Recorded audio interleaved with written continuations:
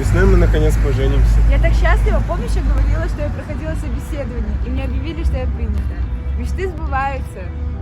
Джан, зачем тебе работать? Какое собеседование? Алик, я что, зря училась? Я заканчиваю с отличием.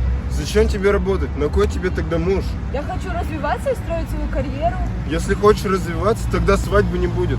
Ну почему? Все, я все сказал. Пап, смотри, красиво, правда?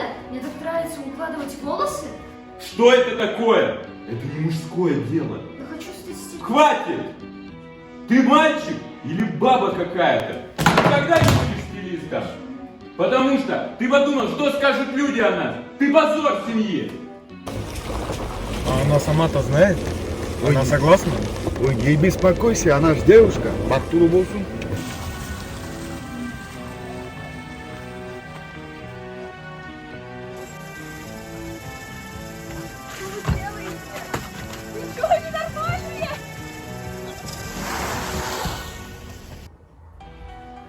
Так, блин, я сегодня разговаривал с тренером.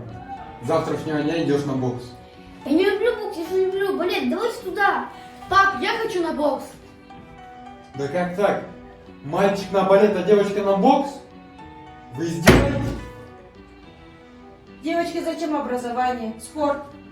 После школы найдем тебе хорошего парня, выйдешь замуж. Это главное для девочки. Каяктагы спорт, каяктагы бокс. Для мальчика образование, спорт, карьера. Илгертеден бері қыздар менен балдар қайсы жұмыс менен әлектенген анық қалғанда.